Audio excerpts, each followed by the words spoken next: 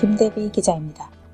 우리은행 2018년 탁상 달력에 초등학생이 통일을 염원하며 태극기와 인공기를 함께 그린 그림이 실려 논란이 되었습니다.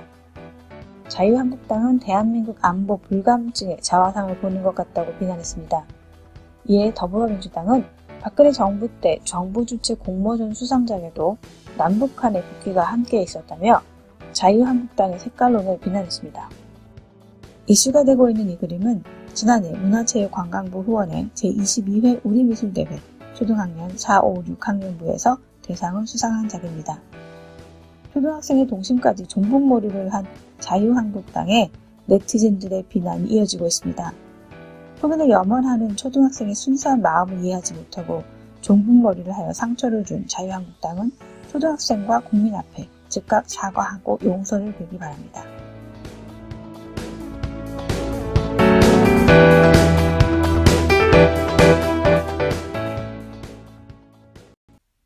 이번 주 해외 소식입니다. 고 박정철 군 고문치사 사건을 그린 영화 1987이 미국 캘리포니아 지역에서부터 상영이 시작되었습니다. 로스앤젤레스에서는 12월 29일 개봉되어 교민들이 영화를 보고 감동받은 후기를 올리고 있으며 뉴욕과 시카고, 토론토 등 북미 주요 16개 도시에서는 1월 12일 개봉될 예정이라고 합니다. 영화의 영문 제목은 When the Day Comes이며 상영 관련 자세한 내용은 페이스북 CJ Entertainment USA를 참고해주세요. 다음 소식입니다. 2017년 청년 차세대 평화 공감 포럼이 12월 30일 토요일 저녁 6시 워싱턴 인근 버지니아주의 한 음식점에서 약 90여 명의 청년들이 참석한 가운데 열렸습니다. 민주평통 워싱턴 협의회가 주최한 이 포럼은 민주평통 차세대 위원장 김진국 씨의 사회로 진행되었습니다. 일부에서는 솔스버리대 남태훈 교수, 버지니아대 유태호 교수, 조은버틀의 김지연 박사, 조지 메이슨 대학 남성원 교수 등이 한반도 평화, 한인 정체성의 중요성, 평통의 정체성과 체질 개선에 대한 주제로 강연이 있었고 2부에서는 만찬과 이야기 마당이 이어졌습니다. 다음 소식입니다. 미국 뉴저지에서 12월 30일 윤동주 탄생 100주년 기념행사가 열렸습니다. 청년 밴드인 눈 오는 주도는 윤동주의 삶을 주제별로 발표하고 시를 낭송했으며 윤동주의 시를 창작동요나 대중가요로 만들어 부르는 공연을 했습니다.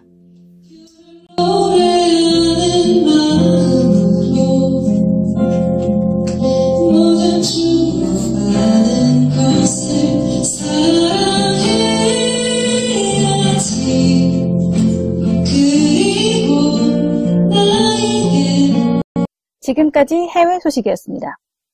JNCTV에서는 여러분의 후원을 기다리고 있습니다. 화면에 나가고 있는 후원 정보로 여러분들의 정성과 관심을 보내주시면 유익한 방송을 만드는데 귀하게 사용하겠습니다. 그리고 전 세계에 계신 분들의 광고 의뢰도 받고 있습니다. 자세한 광고 문구는 JNCTV 이메일 jnctv2017@gmail.com으로 문의하시기 바랍니다.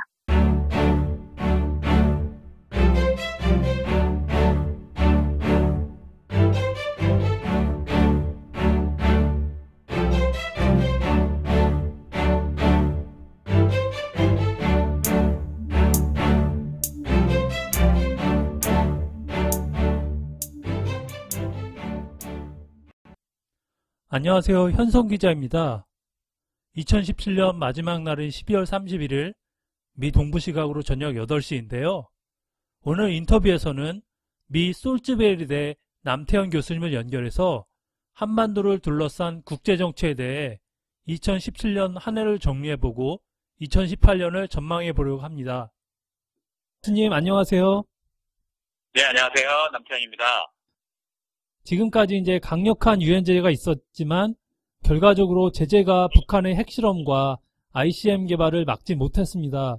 그래서 교수님은 이 대북 제재의 실효성을 어떻게 보고 계시나요? 논란이 참 많은데요. 사실은 경제 제재의 실효성 자체를 좀 더 짚어봐야 될 것 같아요. 네. 왜냐면은 경제 제재라는 것 자체에 대해서 실효성에 상당히 의문이 많습니다. 왜냐면은 그냥 그 예만 놓고 보더라도 성공을 한 사례를 사실은 찾기 힘들거든요. 네. 가장 가까운 예가 생각을 해보시면 2002년 이라크의 경제 제재가 있었고요. 네. 근데 결국에 사담 후세인 정권이 물러서지 않았죠. 그래서 결국 전쟁으로 이어졌지 않습니까? 그것을 비롯해서 사실은 전체적으로 경제 제재를 살펴보면, 저희 정치학 논문을 보면 전수조사를 한 게 있어요. 그걸 보면은 경제 제재라는 게 실제로 성공률이 10%도 안 된다는 보고가 있습니다. 네. 그러니까는 그나마 그 성공하는 경우에도 보면은 그 제재 상대가 굉장히 제한적일 때, 아주 뭐 간단한 아주 그 정책 하나를 바꾸고 이럴 때나 그나마 성공을 하는 걸로 나타났어요. 네. 그러니까 거꾸로 돌이켜보면, 북한을 생각해서 보면 북한 정권처럼 사활에 걸린 문제라면 제재가 성공적이기 사실 힘들죠. 성공적이지 않을 확률이 굉장히 큽니다. 그리고 그거를 우리 한반도를 돌이켜보면 사실 북한이 지난 수십 년간 경제 제재를 받아왔지 않습니까? 네네. 그리고 매번 무슨 유엔 안보리 결의가 통과될 때마다 옛날 뉴스를 찾아보면 늘 뭐 압박의 수위를 높인다, 숨통을 잰다, 이런 식의 표현이 매번 있어 왔어요. 거꾸로 생각을 해보면 그 매번 고강도의 제재를 했지만 사실은 그게 제재가 안 들었다는 것이 북한을 통해서도 드러나는 것이죠.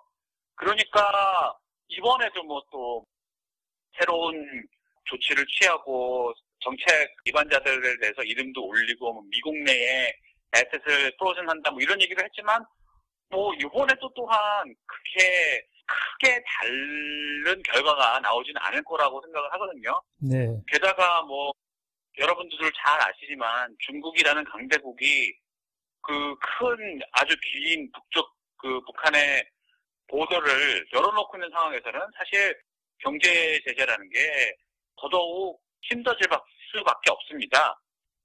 그리고 설사 효과가 있다 치죠. 그렇더라도 우리가 북한의 역사를 돌이켜보면 90년대 고난의 행보를 예에서 보듯이 네. 사람은 고생을 하더라도 정권은 버틸 수 있을 가능성이 굉장히 크고요. 그러니까 제재를 강도를 높였을 때 가장 처음 고통을 받는 것은 북한의 인민이고 네. 가장 끝까지 남는 것은 아마 핵무기일 겁니다. 제 생각에는. 게다가 지금 북한은 김씨 정권 말고는 대안이 없는 상황에서 이러한 국제적인 압박이 이 사태 해결에 도움이 되리라고 저는 생각하지 않습니다. 네, 알겠습니다. 네, 그럼 두 번째 질문은 미국이 북한을 핵보유국으로 계속 인정하지 않고 있습니다. 근데 이런 상황에서 과연 그럼 대화로서 북핵 문제 해결이 가능할 것인지, 그렇지 않으면 미국이 쓸 수 있는 카드가 어떤 것이 있나, 또 이런 건 어떻게 보고 계십니까? 그 문제도 사실은 논의가 굉장히 많지 않습니까? 그리고 네네. 이런저런 말도 많고. 그런데 제 생각에는 무슨 화이트하우스에 오는 사람, Security Advisor, Department of Defense, 거길 오는 사람마다 다 생각은 다르겠지만 네. 제 생각에는 그런 어떤 구조적인 조건에 굉장히 제약을 받는다고 저는 생각을 합니다. 그러니까 말은 이것저것 말은 하지만 결국에 그리고 생각도 다르고 정치색도 다르고 성격도 다르고 뭐 불같은 사람도 있고 아닌 사람도 있고 뭐 여러 가지 변수가 개인적인 레벨에서는 굉장히 많겠지만 네. 결국에 시스템적인 레벨을 보면 답은 저는 어렵지 않게 찾을 수 있을 거라고 저는 생각을 하거든요. 그러면 시스템틱한 조건이라는 게 뭔가 살펴보면 네. 뭐 사실은 이거 다 알고 있습니다. 사람들이. 네네. 첫째, 무력 옵션은 거의 불가능하죠. 무력 옵션이 불가능한 이유는 다들 잘 알다시피 북한의 재래식 무기를 통해서 한국에 아주 막대한 피해를 내릴 수 있다는 것이니까요. 그러니까 뭐 여러 가지 시뮬레이션이 있습니다만 어떤 시뮬레이션은 심지어 1 million people이 다 죽을 거라는, day 1에 죽을 거라는 시뮬레이션까지 나온 적이 있죠. 100만 명. 예. 거기에는 물론 수만 명의 미국의 시민권자들도 포함이 됩니다. 그러면 어떤 사람들은 그렇게 얘기를 합니다. 그러면 전면전은 그래서 안 되니까 제한적인 서지컬 스트라이크를 하면 어떻겠느냐 그런 말을 하는 사람도 많이 있고요. 네. 하지만 어떤 제한적인 소위 서지컬 스트라이크라는 게 그 목표를 달성할 수 있을지에 대해서는 의문이 아무도 모르죠. 그것은 아무도 모르고 과연 그 북한의 지하 벙커가 얼마나 더 견뎌낼 수 있는가에 대해서는 사실 아무도 모릅니다. 아무도 모르는 그런 상황에서 과연 그 카드를 쓸 것인가. 왜냐면은 그 카드 썼을 때 물론 안 그럴 수도 있지만 북한이 리테리에이션 할 수가 있기 때문에요.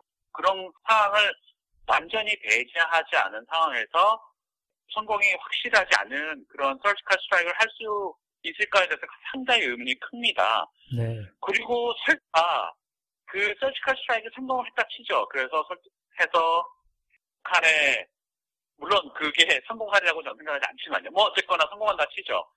해서 뭐 그 북한의 뉴클리어 웨폰하고 미사일을 다 제거했다고 하더라도 과연 그러면 그 이후의 사태, 북한이 정치적으로 혼란이 오고 중국이 개입할지 모르고 지금 미국에서 말을 하듯 미군이 올라가서 잠깐이라도 뭐 뒷정리하고 내려오고 이러한 언서튼한 시츄에이션으로 제한만 국한되더라도 그것을 과연 한국 정부와 미국이 감당할 수 있을까? 저는 그렇게 보지 않거든요. 그 예는 이라크를 보면은 압니다. 이라크 전쟁 얼마나 쉽게 이겼나요? 하지만 그 이후의 사태를 감당을 못해서 아직까지 저러고 있는 거거든요. 그리고 그 결과라는 것이 가장 극단적인 결과가 아이시스의 성장과 그로 인한 온갖 내전들.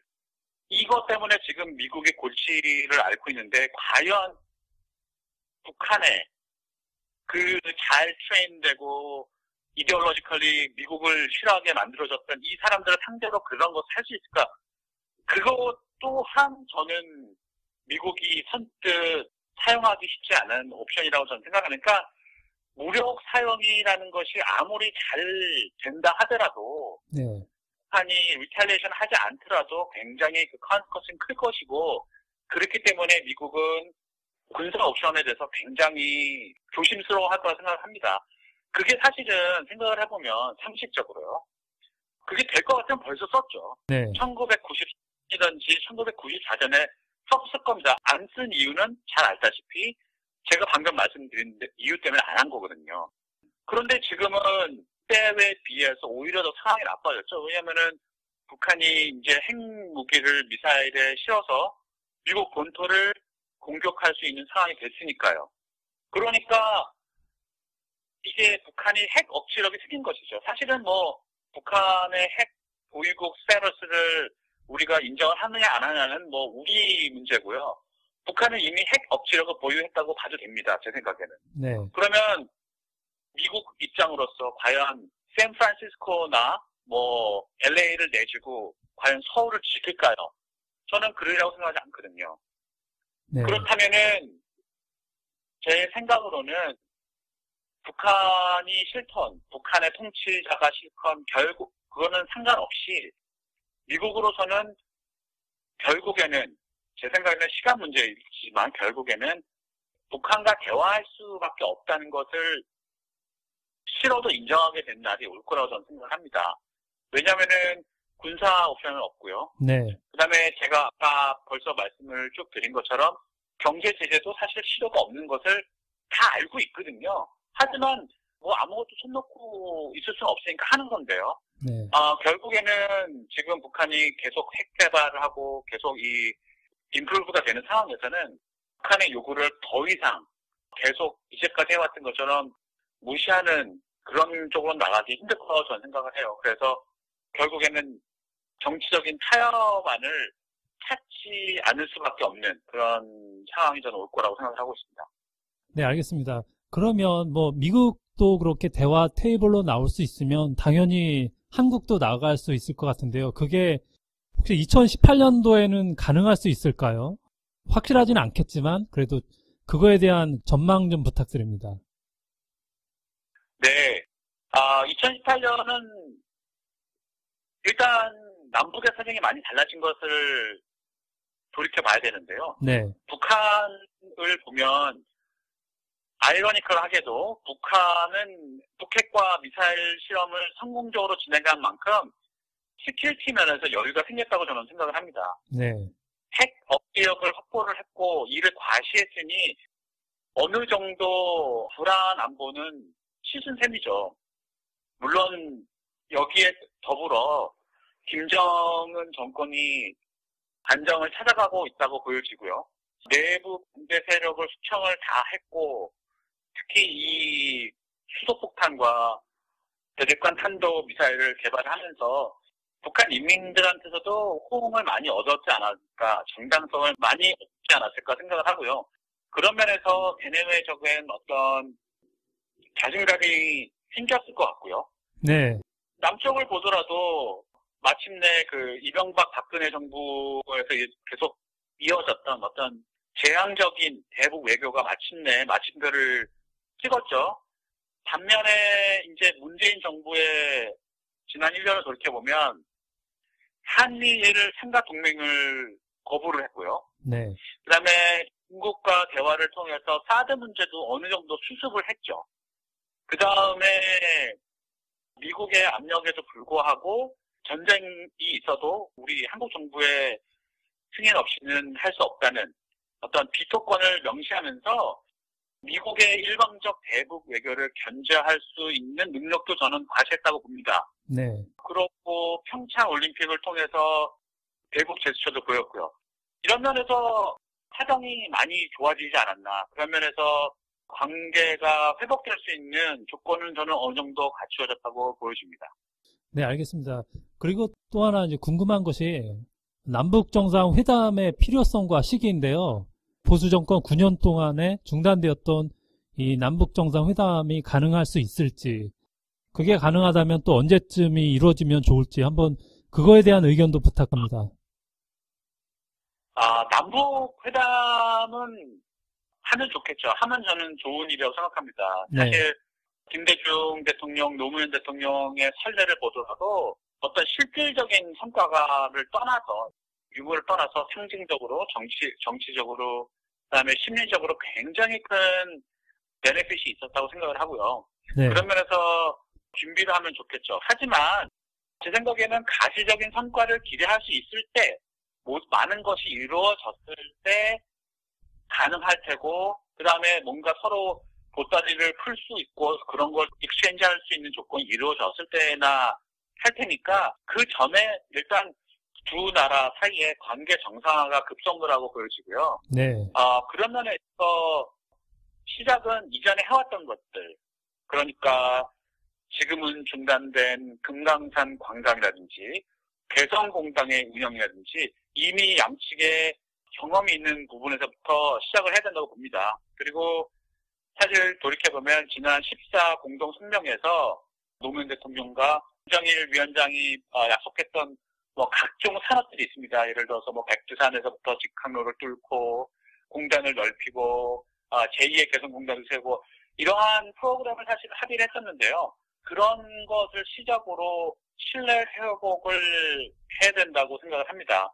그러면서 서로 돕고 서로 기대는 그런 공생관계의 구축이 가장 저는 시급하다고 생각합니다.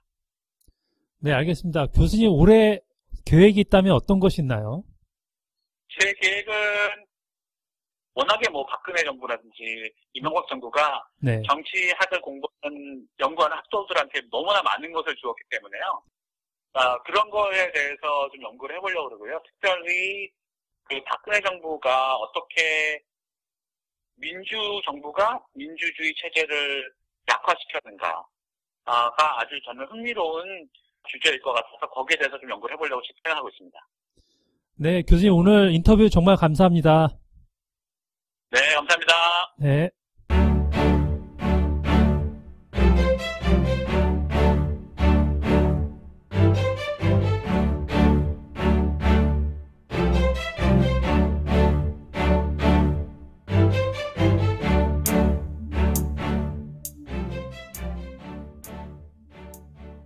다음은 외신 브리핑이 이어집니다. 안녕하세요. 김대비 기자입니다. 이번 주 외신 브리핑 주제는 적폐청산입니다. 그 중에서 롯데그룹 임원들의 재판 결과에 대한 외신을 소개해드리겠습니다. 뉴욕타임즈 22일자 기사에서 다국적 기업 롯데그룹 신동빈 회장의 횡령 및 비리 스캔들 관련 배임 등의 혐의로 내려진 유죄 판결을 보도했는데요. 법원이 신 씨에게 집행유예를 선고하여 신 씨가 실질적으로 그룹 운영을 지속 가능하게 했다고 전했습니다. 뉴욕타임스는 적폐청산에 대한 국민들의 열망을 언급했는데요. 이번 선고는 막강한 대기업 재벌에게 위법 없이 더 이상 차별 없이 넘어가지 않을 것이라는 기대를 뒤집었으며 이러한 기대는 올해 삼성제국의 3대째 상속자인 이재용이 뇌물 혐의로 5년 징역형을 받으면서 생겼다고 설명했습니다. 뉴욕타임즈는 또한 신 씨의 사건 판결은 기업 총수가 형사범죄 혐의로 기소되어도 최고의 형벌은 피해가는 오래된 내력의 연장선이 되었으며 이 판결은 변화가 목전에 있지 않거나 모두에게 적용되지 않음을 암시한다고 전했습니다. 이어서 검찰이 지난해 롯데를 운영하는 가족 전체를 횡령, 탈세 및 기타 혐의로 기소 처분한 것은 아주 이례적인 조치라고 전하며 한국 정부 당국은 오랫동안 법을 어기는 재계 거물들을 특별 대우해왔다는 비난을 받아왔다고 보도했습니다. 뉴욕타임즈는 경제 성장에 위협이 될 것을 우려하여 관료들이 더 엄격한 처벌을 꺼리고 있다는 비평가들의 분석을 전했습니다. 오랫동안 법을 어기는 재계 거물들에게 특별 대우를 해왔다는 오명을 벗기 위해서라도 철저한 적폐 청산이 더욱더 필요해 보입니다. 그럼 다른 외신들은 어떻게 평가했는지 살펴보겠습니다. BBC 22일자 보도인데요. 대기업 중 하나인 롯데에 대한 수사는 한국에서의 광범위한 부패 척결 노력의 일부분이며 이 판결이 중요한 이유는 한국 경제 성장에 크게 기여했던 대기업들은 처벌할 수 없는 것으로 간주되곤 했기 때문이라고 분석했습니다. BBC는 최근에 삼성, 현대, LG 같은 대기업이 불평등과 부패로 인해 대중의 분노를 받아왔다고 전했는데요. BBC도 뉴욕타임스 마찬가지로 성역이었던 대기업을 처벌할 수 있는 요인으로 적폐청산을 열망하는 국민들의 노력을 짚었습니다. 블룸버그는 21일자 기사에서 롯데에 대한 처벌은 부패 스캔들로 탄핵된 박근혜 전 대통령의 후임인 문재인 대통령이 재벌이 저지른 범죄에 대해서 덜 관대할 것이라는 결의를 강조한다고 분석했습니다. 그동안 탈세, 횡령, 부패로 얼룩진 대기업들이 관대한 처분을 받는 관행이 근절되고 또 건강한 기업 문화가 정착되기를 바라면서 오늘 외신 브리핑 여기서 마치겠습니다.